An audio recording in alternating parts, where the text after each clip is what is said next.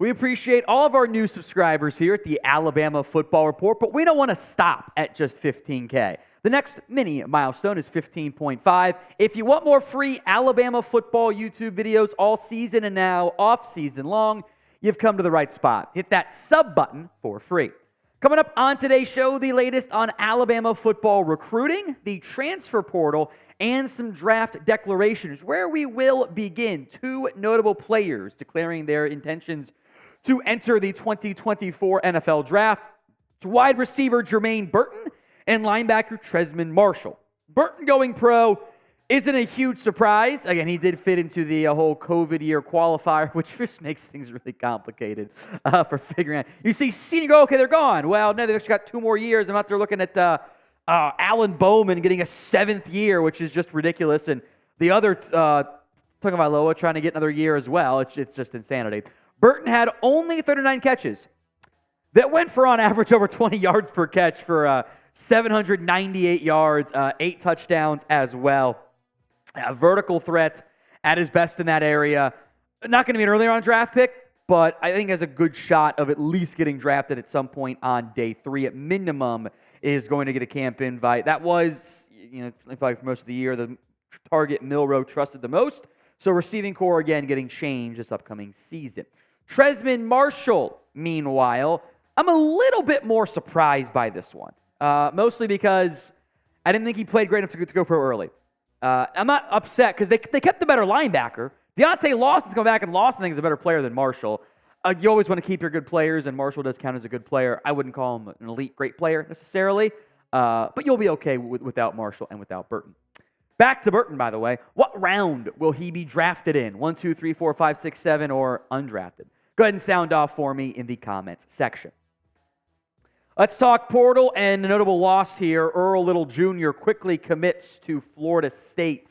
He did not play much for Alabama in the class of 2023 after being a fringe top 100 prospect in the class of 2022.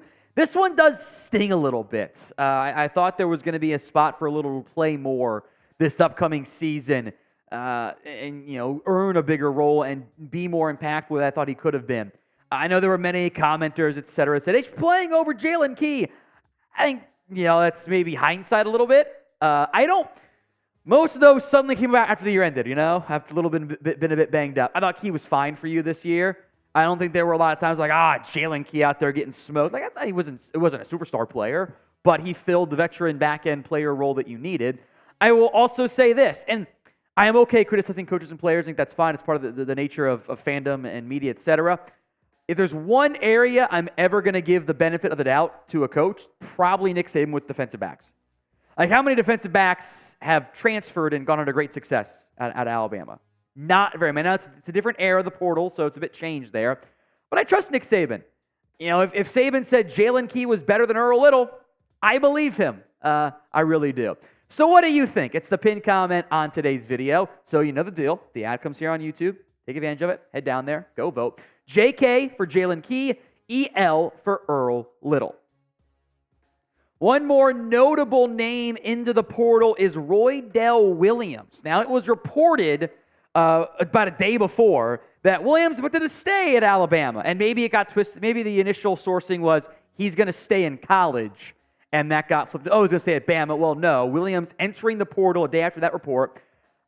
Again, I don't like, cheering for players to leave or anything along those lines, but if you're going to lose a running back, isn't this the one that you'd prefer to have lost? You got talent back there. We'll see what Chase McClellan ends up doing. You have Jam Miller. You, of course, have Justice Haynes, who I am highly excited about this upcoming season. And then you've also added 2 top 15 running back recruits for this cycle. So the math wasn't mathing from a total numbers game perspective. So losing Roydell Williams, sure, it's a bit disappointed. I'm not worried about it. Again, that backfield is still very strong, regardless, I'd say, of what happens with Chase McClellan. If McClellan comes back, then you give more of those reps to Justice Haynes and Jam Miller, who I think have shown themselves worthy of at least seeing what else and what more they can do. And I don't think there's a big difference between the current versions of each player. When in doubt, always go with the young guy, right? I will say this, I thought Roydell was a good running back, a good person as well. So I hope he has great success and heads off to the NFL and, does great things there. But I think for Bama specifically, and I know producer Chris feels the exact same way, I want more Justice Haynes and Jan Miller. I just think that makes more sense as things currently sit for this program.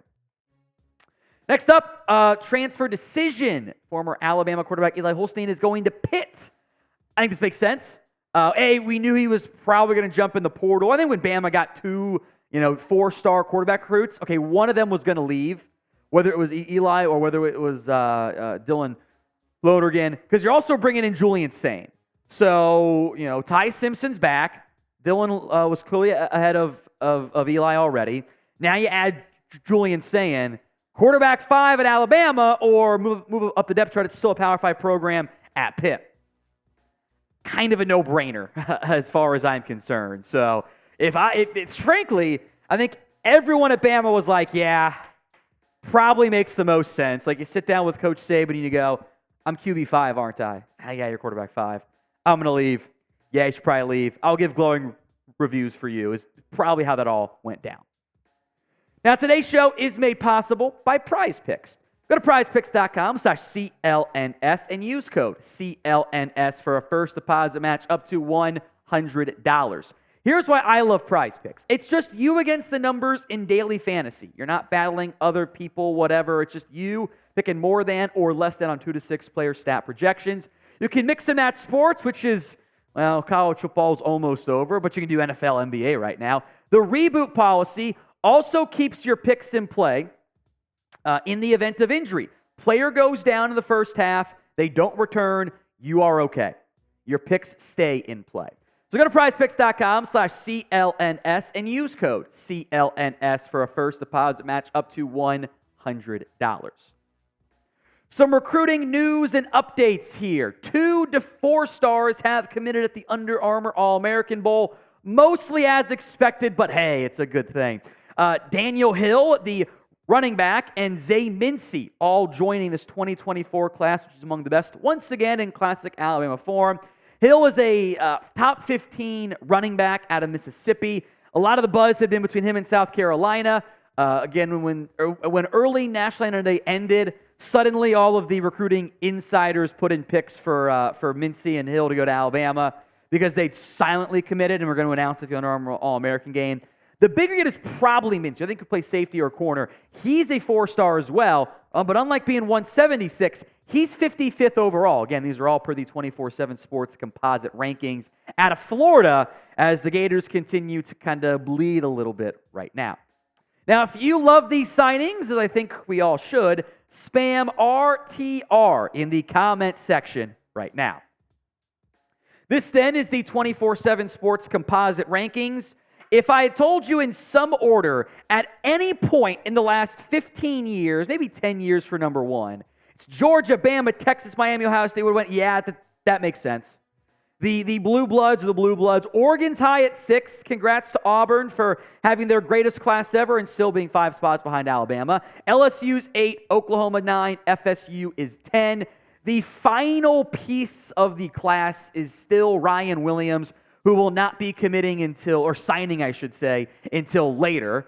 He continues to say he's locked into Alabama. He's still going to take visits because, you know what? I would too, because why wouldn't you get to go take free visits to campuses and see what they're all about? This is a very good skill class. I think the DBs would include that category. A little bit thin on the offensive line. Now, if you include transfers as well, which I think will become more and more prevalent with the way that the world works right now in the college football landscape with NIL and the portal, etc., it is once again a fantastic class.